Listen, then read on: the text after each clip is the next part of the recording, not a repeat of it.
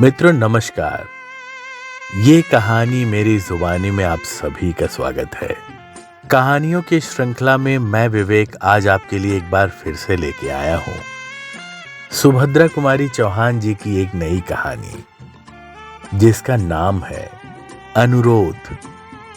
मित्रों ये कहानी आप पूरा सुने और यदि आपको ये कहानी पसंद आए तो इसको लाइक करें, अधिक से अधिक अपने दोस्तों और परिवार में शेयर करें और यदि आप इस चैनल पर नए हैं तो चैनल को सब्सक्राइब कर बेल आइकन दबाना न भूलें, जिससे ऐसी ही मनोरंजक कहानियां आपको सबसे पहले मिले। मित्रों इस चैनल पर अनेकों लेखकों के प्लेलिस्ट मौजूद हैं। आप उन प्लेलिस्ट के माध्यम से लेखकों की विभिन्न कहानियों का आनंद उठा सकते हैं। तो देर न करते हुए इस कहानी का आरंभ करता हूं। लीजिए प्रस्तुत है कहानी अनुरोध। कल रात को मैं जा रहा हूं। जी नहीं, अभी आप ना जा सकेंगे, आग्रह, अनुरोध और आदेश के स्वर में बीड़ा ने कहा। निरंजन के होठों पर हल्की मुस्कुराहट खेल गई। फिर बिना कुछ कहे ही उन्होंने अपने जेब से एक पत्र निकालकर बीड़ा के सामने फेंक दिया और शांत स्वर में बोले, मुझे तो कोई आपत्ति नहीं, आप इस पत्र को पढ़ लीजिए। इसके बाद भी यदि आपकी यही धारणा रही कि मैं ना जाऊं तो जब तक आप ना कहेंगी मैं ना जाऊंगा।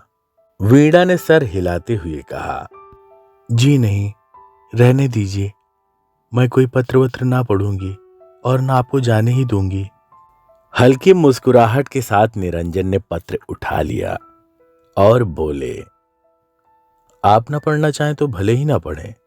पर उनकी बात को काटते हुए वीणा ने कहा, अच्छा लाइए, जरा देखूं तो सही किसका पत्र है।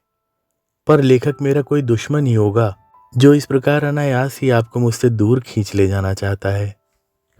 निरंजन हंस पड़े, बोले, अच्छा, पत्र पढ़ लेने के बाद पत्र लेखक को शायद आप अपना दुश्मन ना समझकर मित्र ही समझें। वीणा ने विरक्त के भाव से कहा, जी नहीं, यह हो ही नहीं सकता। जो आपको मुझसे दूर खींच ले जाना चाहे वह कोई भी हो, मैं तो उसे अपना दुश्मन ही कहूंगी।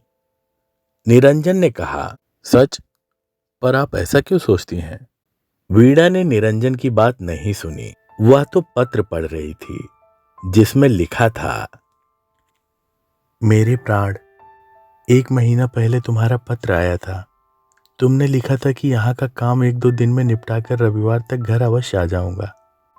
इसके बाद सोचो तो कितने रविवार निकल गए। रोज तुम्हारा रास्ता देखती हूँ। उधर से आने वाली हर एक ट्रेन के समय उत्सुकता से कान दरवाजे पर ही लगे रहते हैं।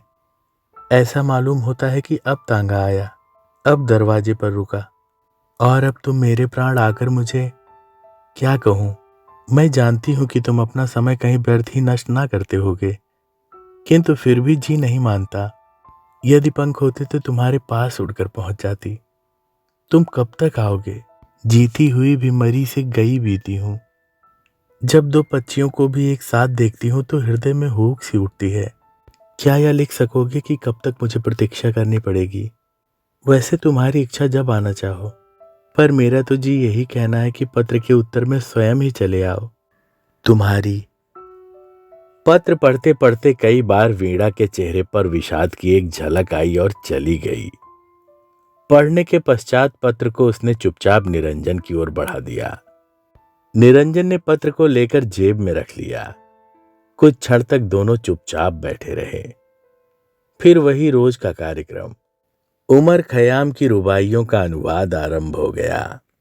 निरंजन शांत और अविचलित थे, किंतु वीणा स्वस्थ ना थी। आज वह रुबाइयों को ना तो ठीक तरह से पढ़ ही सकती थी और ना ही उनका अनुवाद ही कर सकती थी। निरंजन से वीणा की मानसिक अवस्था छिपी ना रह सकी। उन्होंने कहा, आज आप अनुवाद का काम रहने ही दें, कल हो जाएगा। चलिए थोड़ी देर ग्रामोफोन सुने। बाजे में चाबी भर दी गई, रिकॉर्ड चढ़ा दिया गया। इंदुबाला का गाना था, सजन तुम काहे को नेहा लगाए। 1 2 3 बीड़ा ने बार बार इसी रिकॉर्ड को बजाया। तब तक बीड़ा के पति कुंज बिहारी ऑफिस से लौटे। बोले, बीड़ा तुमसे कितनी बार कहा है कि इतनी मेहनत मत किया करो, पर तुम कभी नहीं मानती। जरा अपना चेहरा जाकर शीशे में देखो, कैसा हो रहा है। वीणा कुछ न बोली। निरंजन ने कहा, जी हाँ, यही बात तो मैं भी इनसे कह रहा था कि आप इतनी मेहनत ना करें, सब होता रहेगा। उस दिन निरंजन के जाने के बाद वीणा ने रात भर जागकर सारी रुबाइयों का अनुवाद कर डाला। अब केवल एक बार देख लेने की ही आवश्यकता थी। निरंजन की पत्नी का पत्र पढ़ लेने के बाद वीणा अपने आप ही अपनी नजरों में गिरने लगी। उसे ऐसा मालूम होता था कि निरंजन के प्रति उसका प्रेम स्वार्थ से परिपूर्ण है, क्योंकि उसे उसका साथ अच्छा लगता है और इसलिए वह उन्हें अपने दुराग्रह से रोके जा रही है। निरंजन की पत्नी की नम्रता एवं उसके शील और विश्वास के सामने वीणा अपनी दृष्टि में स्वयं ही बहुत हीन जचने लगी। निरंजन बहुत नम्र प्रकृति के पुरुष थे और विशेषकर स्त्रियों के सामने वे और भी नम्रता से पेश आते। यही कारण था कि वे वीणा की आग्रह न टाल सके। कई बार जाने का निश्चय करके भी वे न जा सके, किंतु आज वीणा ने सोचा, अब मैं उन्हें कदापि ना रोकूंगी, जाने ही दूंगी। मैं जानती हूं उनका जाना मुझे बहुत अखरेगा, परंतु ये कहाँ का न्याय है कि मैं अपने स्वार्थ के लिए एक पति पत्नी को अलग अलग रहने के लिए बाध्य करूं। ना, अब ना होगा। जो बीतेगी वह सहूंगी, पर उन्हें अब ना रोकूंगी। दूसरे दिन समय पर ही निरंजन आए। वीणा उन्हें ड्राइंग रूम में ही मिली। उन्हें देखते ही उठकर हंसती हुई बोली। यद्यपि उसकी हंसी होठों तक ही थी, उसकी अंतरात्मा रो रही थी। उसे ऐसा जान पड़ता था कि निरंजन के जाते ही उसे उन्माद हो जाएगा। बोली, कहिए निरंजन जी, आपने जाने की तैयारी कर ली? निरंजन ने नम्रता से कहा, जी नहीं, मैं आज कहाँ जा रहा हूं। मैं तो जब तक आपकी रुबाइयों का अनुवाद ना हो जाएगा तब तक यहीं रहूंगा। वीणा बोली, मेरी तो सब रुबाइयों का अनुवाद हो गया, आप देख लीजिए। आश्चर्य से निरंजन ने पूछा, सच? मालूम होता है आपने रात को बहुत मेहनत की है।